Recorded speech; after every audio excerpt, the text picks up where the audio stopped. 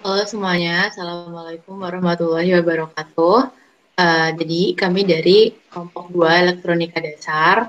Pada video kali ini kami ingin membagikan sharing ilmu ke kalian semua, terutama buat teman-teman SMA yang bakal melanjutin pendidikannya ke Universitas Brawijaya, terutama ke jurusan fisika. Nah, jadi kami ini akan bahas tentang hukum Kirchhoff. Oke, ini adalah anggota dari kelompok 2 Elektronika Dasar C. Banyak yang anggotanya, bisa dibaca sendiri, bisa juga dicari di IG, siapa tahu mau nge-follow. Next.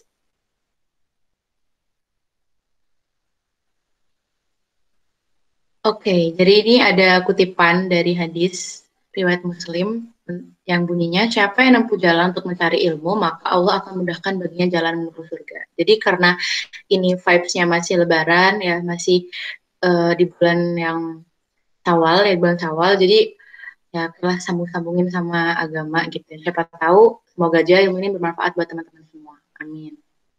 Next.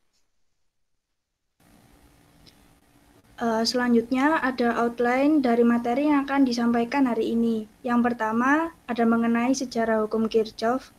Yang kedua adalah hukum Kirchhoff mengenai arus atau KCL. Yang ketiga adalah hukum Kirchhoff mengenai tegangan atau KVL. Next.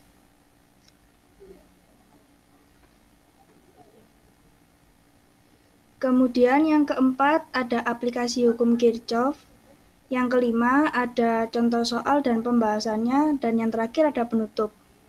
Next. Yang pertama adalah sejarah hukum Kirchhoff. Penemu dari hukum Kirchhoff itu sendiri adalah Gustav Robert Kirchhoff. Beliau lahir di Königsberg, Prussia pada 12 Maret 1824 dan wafat pada 17 Oktober 1887. Next.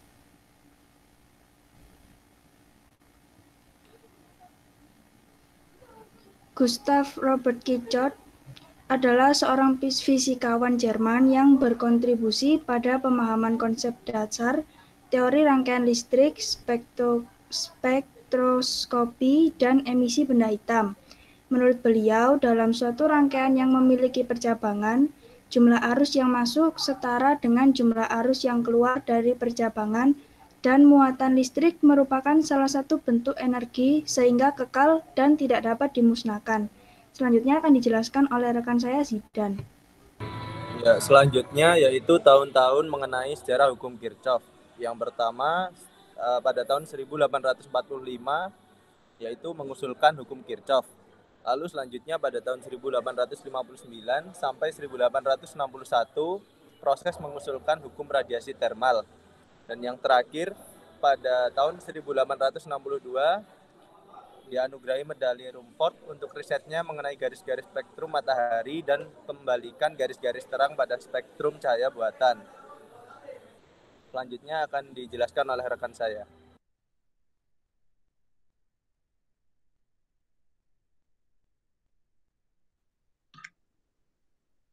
Ya, saya akan menjelaskan tentang Kirchhoff Current Law atau hukum Kirchhoff 1. Hukum Kirchhoff 1 merupakan hukum Kirchhoff yang berkaitan dengan arah arus dalam menghadapi titik percabangan. Hukum 1 Kirchhoff biasa disebut hukum arus Kirchhoff atau Kirchhoff Current Law. Hukum Kirchhoff 1 berbunyi, arus total yang masuk melalui suatu titik percabangan dalam suatu rangkaian listrik sama dengan arus total yang keluar dari titik percabangan tersebut. Jadi untuk menentukan jumlah atau besarnya arus listrik yang mengalir di sekitar rangkaian listrik atau elektronik, kita perlu menggunakan hukum atau aturan tertentu yang memungkinkan kita untuk menuliskan arus ini dalam bentuk persamaan. Next.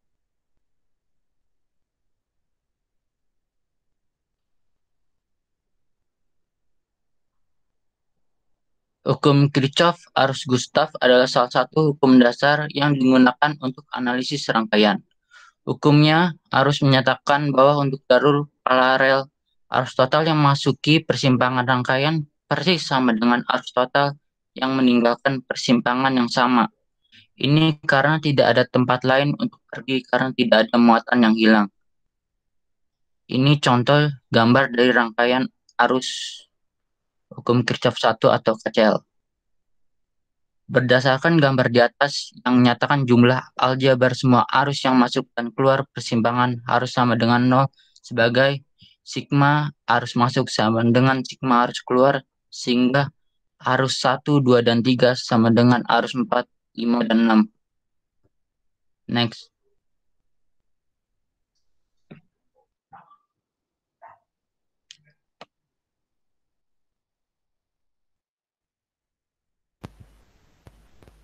Selanjutnya, terdapat hukum tegangan Kirchhoff atau Kirchhoff Voltage Law.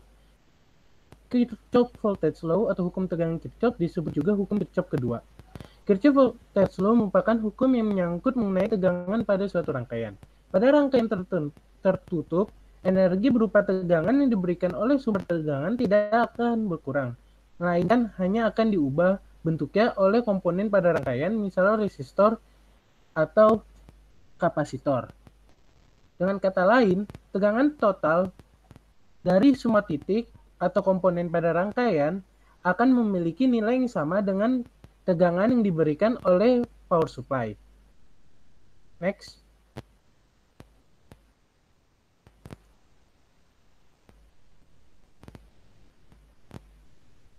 Maka berdasarkan pernyataan hukum KVL di slide sebelumnya, maka dapat dinyatakan E sebagai tegangan dari power supply sama dengan tegangan 1 ditambah tegangan 2 tambah tegangan 3 tambah tegangan 4. Sehingga juga dapat dinyatakan tegangan dari power supply dikurang tegangan total dari komponen di rangkaian sama dengan 0.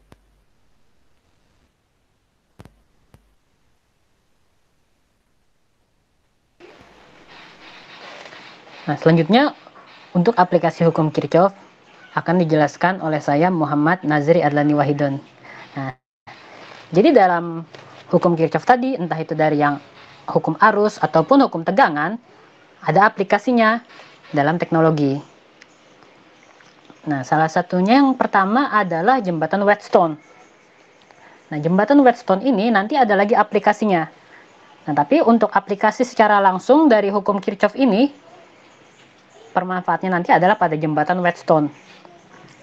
Nah, yang diambil nanti ada dua. Ada persamaan KVL, yaitu Kirchhoff Voltage Law atau hukum tegangan Kirchhoff, dan hukum Ohm. Nah, jadi dalam rangkaian Kirchhoff, bentuknya itu seperti ini. Jadi ada dua garis yang terpecah, bercabang, dan bertemu lagi di titik selanjutnya. Nanti begitu ada titik A, B, C, dan D. Garis pertama itu dari titik A ke titik D dan ke titik C. Kemudian garis kedua adalah titik A, lalu titik B dan ke titik C. Di antara titik B dan titik D itu ada galvanometer. Galvanometer itu fungsinya sebenarnya kurang lebih mirip-mirip saja dengan amperemeter. Cuma galvanometer ini hasil ketelitiannya itu lebih akurat dibandingkan amperemeter. Kenapa harus mencari pengukuran yang sangat akurat dengan jumlah yang sangat kecil? Karena dalam rangkaian jembatan Wheatstone ini yang diukur adalah arus yang sangat rendah, yaitu mendekati 0 atau bahkan 0. Nah, jadi syarat dari rangkaian jembatan Wheatstone ini adalah beda potensial antara titik B dengan titik D itu sama dengan 0. Jadi ketika antara dua titik beda potensialnya itu tidak ada, otomatis tidak ada arus yang mengalir. Makanya nilai arusnya sama dengan 0 karena tegangannya juga 0. Jadi di mana aplikasi dari hukum Kirchhoff ini? Nah, seperti yang disebutkan tadi dalam penjelasan tentang Kirchhoff Voltage Law, yaitu apabila pada sebuah rangkaian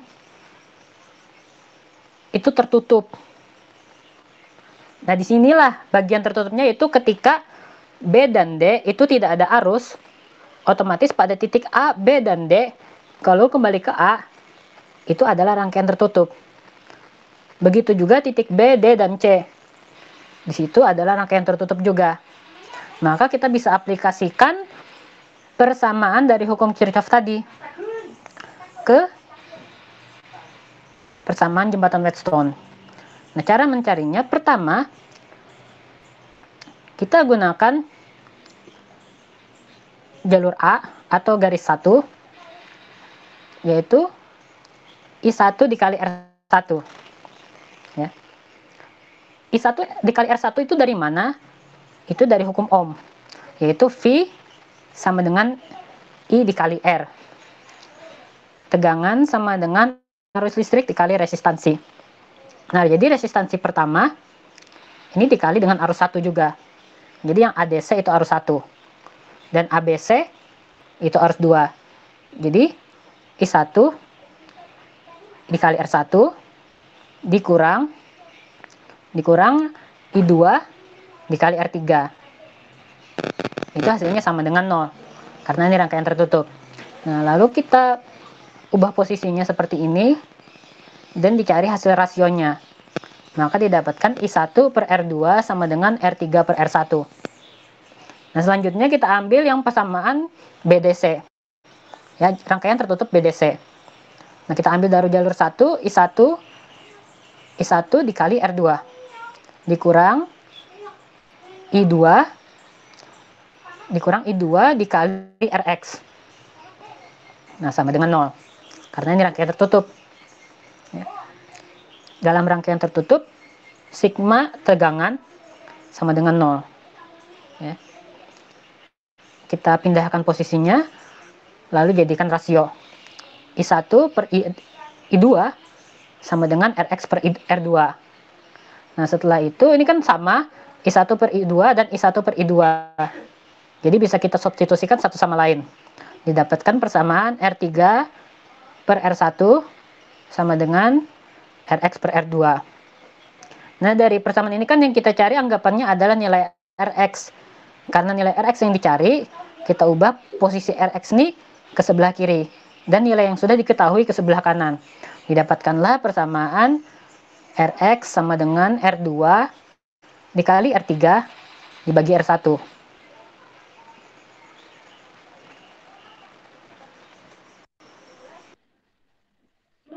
Baik, untuk aplikasi hukum Kirchhoff yang kedua yaitu adalah penerapan hukum Kirchhoff pada rangkaian tertutup sederhana. Dapat dilihat bahwa di gambar di samping bahwa tidak ada titik percabangan di sini ya. Jadi merupakan rangkaian tertutup. Maka di gambar loop searah jarum jam, ketika ada GGL bergerak dari A ke B, nah, kalian akan menemui kutub negatif baterai terlebih dahulu, sehingga GGL itu dapat tulis VAB sama dengan E1. Nah, kemudian ketika melanjutkan gerakan dari B ke C, maka ditemukan yakni VBC-nya sama dengan plus IR1. Nah, kemudian kembali. Kemudian dari C ke D, nah ya, dari C ke D itu didapat plus E2. Dilanjutkan lagi untuk VDA sama dengan plus IR2. Nah, menurut hukum Kirchhoff yang kedua bahwa tegangan pada rangkaian tertutup itu kan sama dengan 0. Jadi rumus untuk rangkaian tertutup ini sama dengan delta V sama dengan 0. Next.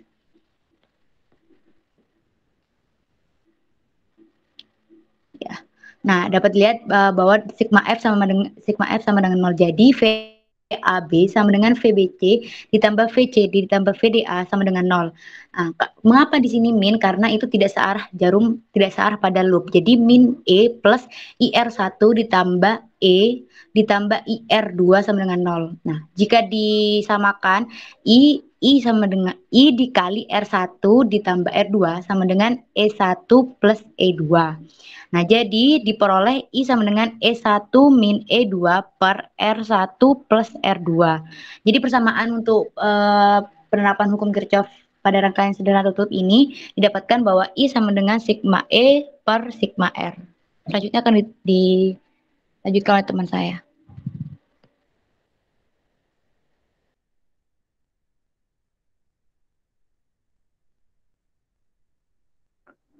Untuk contoh soal 1, yaitu seperti pada gambar rangkaian percabangan di samping, nilai I1 sama dengan I2 sama dengan I6. Nilai I3 adalah 2 kali I1 dan I5 adalah 1/4 dari I3. Jika I3 adalah 20 ampere, maka I4 adalah,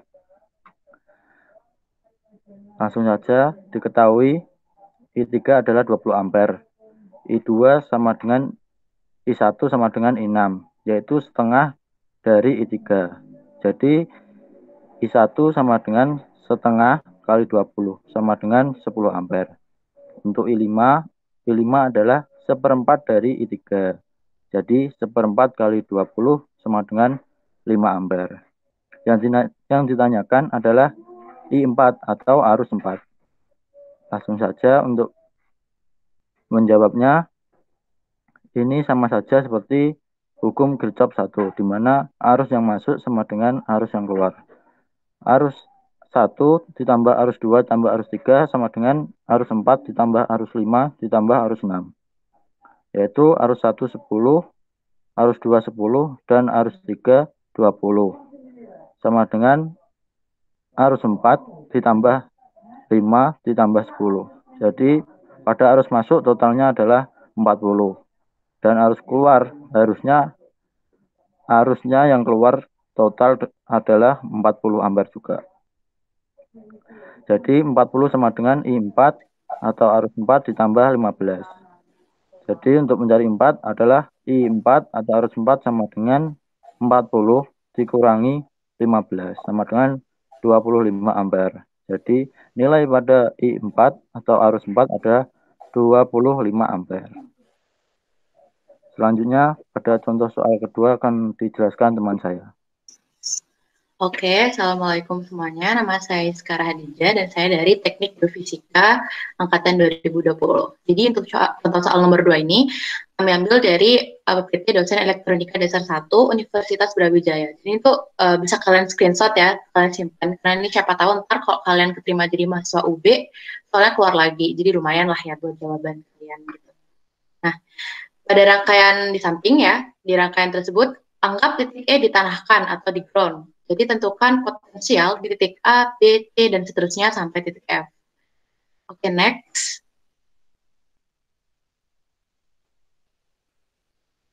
Nah, ini dia pembahasannya. Pertama, kita anggap dari titik A itu arusnya adalah dinamakan dengan arus I1. Kemudian titik B itu kan ada percabangan tuh, ada 2 percabangan ke arah C sama ke arah E. Percabangan ke arah C kita anggap sebagai I2, terus ke E itu sebagai I3. Nah, ada 2 loop di sini, loop 1 untuk daerah persegi AB, FE, dan untuk loop 2, daerah persegi BC, ED. Nah, aku rasa ini teman-teman juga udah pada paham ya, karena ini basic di hukum Kirchhoff. Nah, kemudian seperti biasa, kayak di SMA dulu, di sini untuk loop 1, kita pakai hukum Kirchhoff bahwasanya jumlah tegangan untuk rangkaian tertutup kan sama dengan 0. Jadi sigma IR pada loop 1 sama dengan 0. Kita masukkan di situ.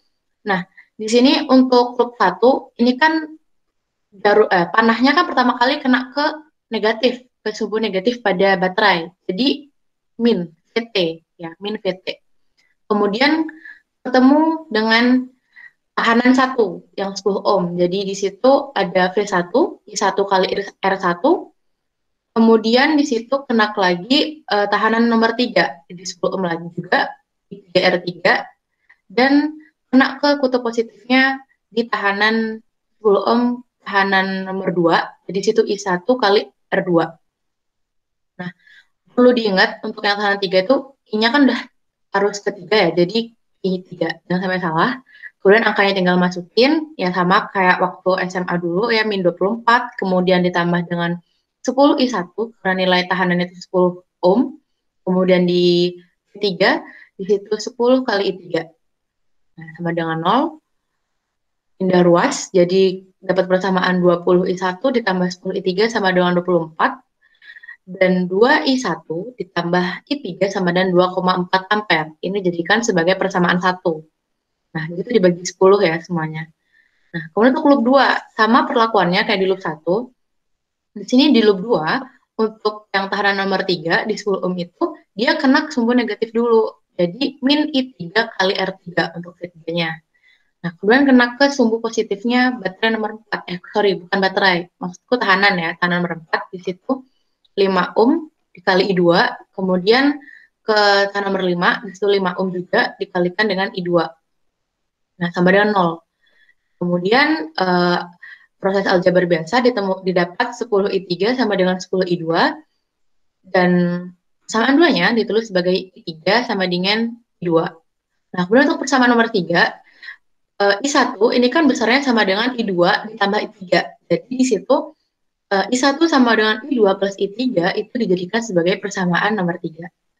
Nah, kemudian persamaan 1 kita tulis ulang, di situ 2I1 ditambah I3 sama dengan 2,4 ampere. Nah, besar dari I1 sendiri di persamaan 3 itu kan I2 plus I3. Kita substitusi di situ.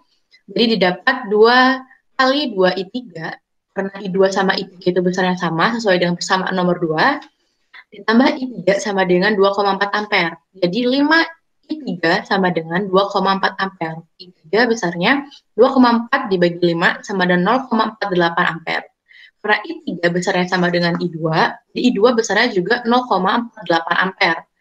Kemudian I1 berdasarkan persamaan nomor 3, di situ kan I2 plus I3. Jadi tambahin aja, didapat 0,96 ampere. Nah, mungkin yang ini nih udah biasa nih bagi teman-teman SMA ya kan? SMA kelas 12 fisikanya pasti udah bahas ini. Nah, tapi yang bikin beda adalah di yang bagian nyari tegangan di titik-titiknya ini. Ya, aku rasa juga ada sih, tapi jarang ya.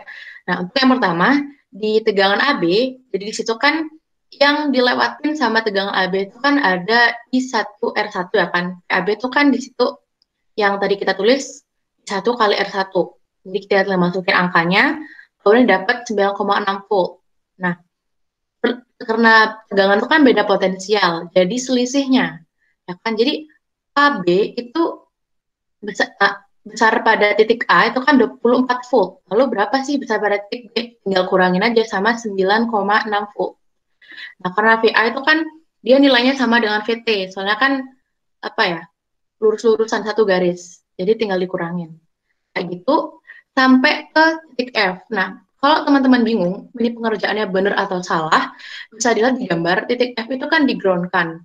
Jadi mungkin waktu SMA gak ada istilah di-ground-kan ya. Jadi ground-kan itu maksudnya di 0, di situ 0, besaran tegangannya itu 0, ditanahkan ya. Jadi buat ngecek apakah itu benar atau enggak, kalau nilai VF-nya sama dengan 0 volt. Dan ternyata hasilnya 0 volt. Jadi benar. Ini emang benar guys, dapat 100 nih guys. Jadi bisa kalian screenshot, bisa kalian tulis kembali buat belajar. Siapa tahu ntar kalau kalian teman-teman yang SMA nih yang nonton jadi anak UB, jadi anak fisika ya kan, lumayan lah ya buat bukan contekan sih, buat referensi belajar gitu. Nah, PPT-nya juga PPT dosen guys. Oke, kurasa itu cukup buat contoh soal nomor 2. Semoga bermanfaat dan bisa dipahami. Terima kasih udah nonton. Jangan lupa buat subscribe, like, komen yang banyak-banyak. Follow juga Instagram dari kami. Twitter juga boleh, nanya-nanya juga boleh ya. Semoga teman-teman yang nonton bisa paham. Kemudian yang kami sampaikan juga bermanfaat buat teman-teman semua. Thank you. Assalamualaikum warahmatullahi wabarakatuh. Kamsahamnida.